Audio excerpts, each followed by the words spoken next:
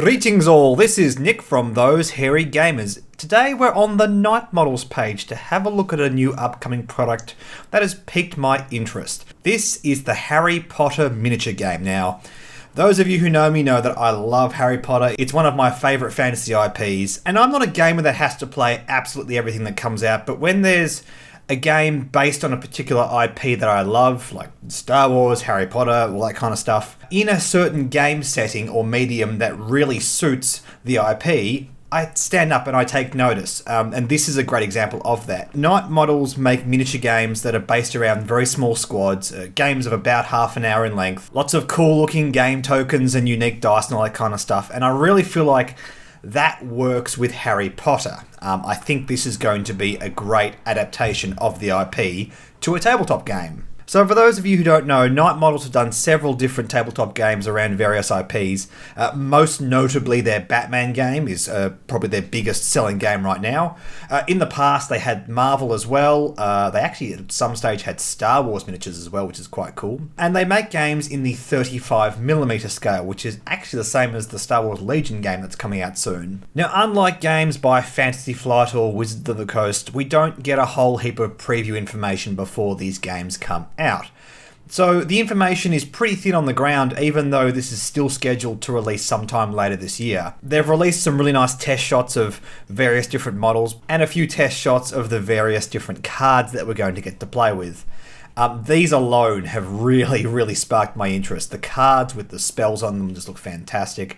Really flavorful, really fit into that whole universe, and the models of the miniatures just look so good. I mean, you can see them here in front of you. Oh, by the way, if you're not watching this video in 1080p, pause it and set it to 1080p because you want to see this detail. These look phenomenally good. It's worth noting that these models are designed to look like the characters in the movies and not a general version of these characters. But from that point of view, it's also worth noting that the Batman game did this as well, but later on in the life of the Batman game, they actually went on to make miniatures based on the various comics and cartoons or whatever of Batman, and particularly the Batman miniature himself has a lot of different versions of him. So I'm really hoping that they do this with the Harry Potter game as well, because I love Harry Potter, but I don't love the movies. I like the movies, but as a real fan of the books, I love the aesthetics that the books were going for, and the movies, in my opinion, just kind of missed.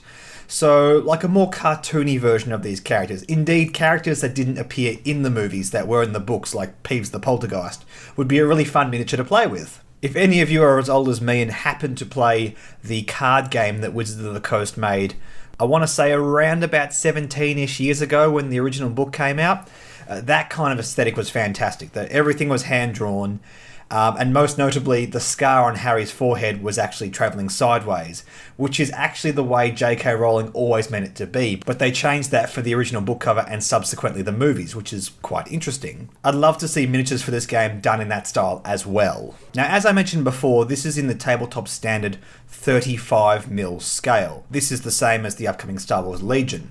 So people are suddenly looking for a lot of 35mm scale scenery and trying to think how they'd adapt to it. Now, it's worth noting that the 35mm scale is almost exactly equivalent to the Model Train standard O scale.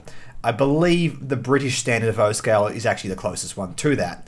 That's almost useless for Star Wars Legion because anything on a train set pretty much doesn't fit in Star Wars. However, in Harry Potter, a lot of O-scale, particularly British models, fits perfectly. Corgi, the diecast brand at one stage, for example, made a O-scale blue Ford Anglia, just like the one from Harry Potter. If you want to model platform 9 3/4, you just need to get some O-scale track and some platforms. Now, these things might not be so ideal for, say, modeling wizard villages, but it's a great start. It's a great simple way that we can get some basic scenery on the table that fits, and we don't have to paint and assemble it, and it just means we can sink our teeth right into the game straight away. Now, I'd love to show you some more information about this game, but unfortunately, that's it. As I said, Knight Models don't put out a whole heap of information before games come out. We of course know all the rules to stuff like Batman, and we can infer certain similarities that will be between the games, but I'm not going to go through all the rules of Batman right now and tell you, oh, this might work here and that might work here.